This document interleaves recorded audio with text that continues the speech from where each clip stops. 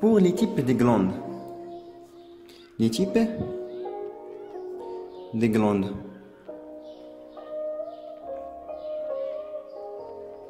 On distingue trois types de glandes. On a les glandes endocrines.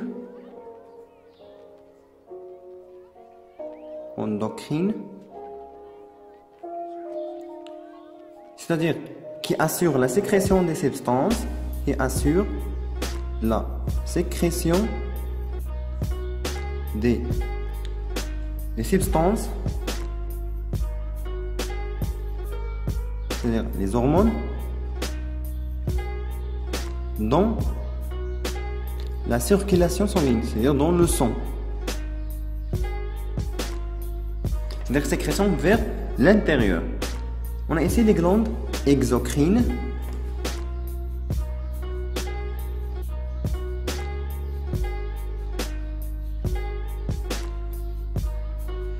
Donc ce sont les glandes qui assurent la sécrétion des substances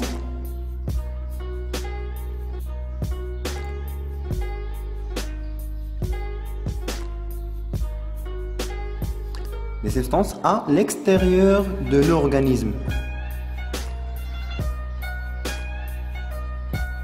C'est-à-dire, pas besoin de la circulation sanguine. Exemple, des glandes, tout simplement les glandes sidorales ou bien les glandes sidoripares. Les glandes sidorales, on l'appelle aussi les glandes sidoripares. Qui assurent la sécrétion de la sueur. Et le troisième type de glandes, ce sont les glandes mixtes.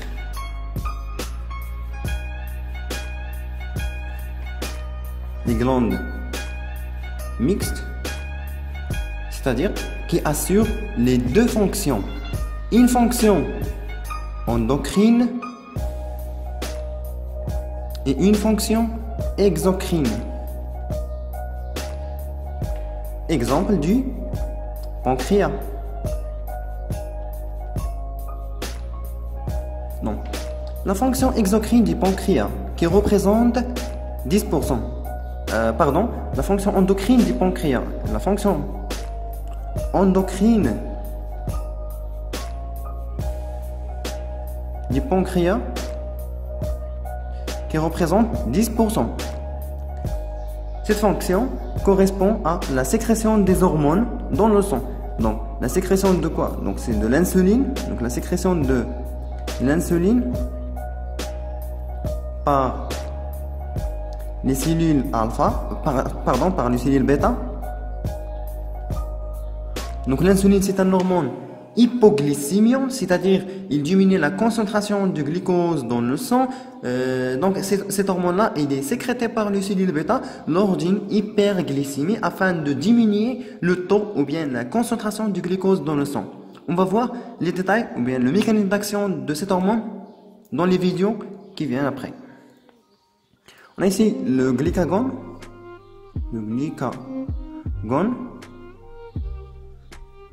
Donc, qui est sécrété par les cellules alpha du pancréas. Et donc, le glycagon, c'est un hormone hyperglycémiant, c'est-à-dire c'est l'inverse, donc c'est l'opposé de l'insuline, c'est-à-dire il va augmenter la concentration du glucose sanguin. Donc, cet hormone-là, il est libéré lors d'une hypoglycémie, c'est-à-dire lorsque la concentration, bien le taux de glucose dans le sang est très faible. Un troisième hormone, on l'appelle la somatostatine.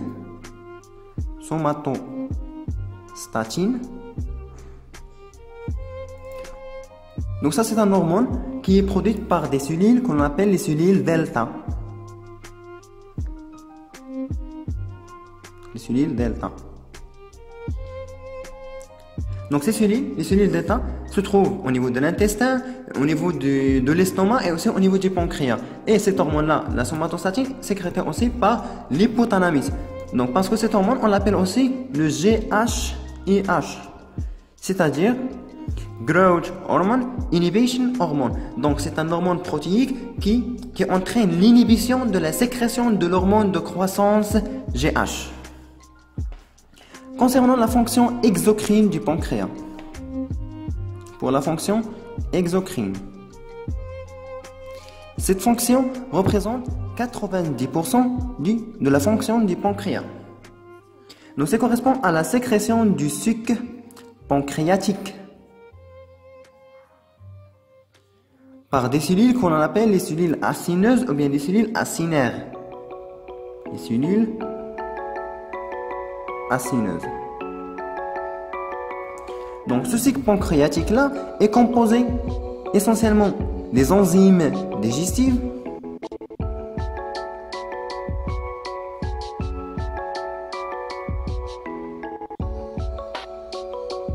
donc on distingue des enzymes lipolytiques,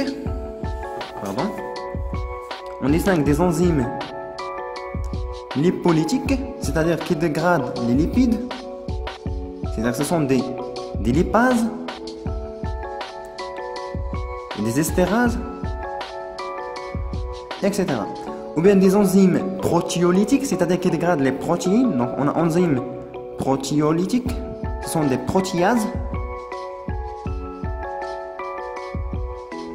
telles que la trypsine, la chymotrypsine, etc. Et aussi des enzymes glycolytiques qui dégradent les glucides, glycolytiques, tels que l'amylase. Pour assurer la digestion des nutriments dans la lumière intestinale afin d'être absorbés par les microvélocités des cellules de l'intestin que l'on appelait les entérocytes afin que ces nutriments gagnent la circulation sanguine. Donc ça, c'est seulement une idée sur la fonction exocrine du pancréas. On va voir en détail cette fonction-là dans le cours de la physiologie des grandes fonctions, la partie du système digestif. Et voilà pour la première vidéo. J'espère que vous avez compris. Et si vous avez des questions, n'hésitez pas de me contacter, soit en privé, soit dans les commentaires.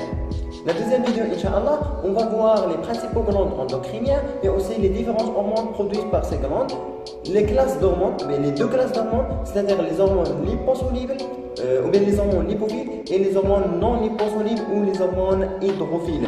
Et aussi le récepteur de chaque classe d'hormones, c'est-à-dire cette hormone-là, est-ce qu'elle a un récepteur intracellulaire ou bien un récepteur transmembranaire qui est inséré dans la membrane plasmique. Et on va traiter aussi le mécanisme d'action de chaque classe d'hormones. Et merci pour votre attention.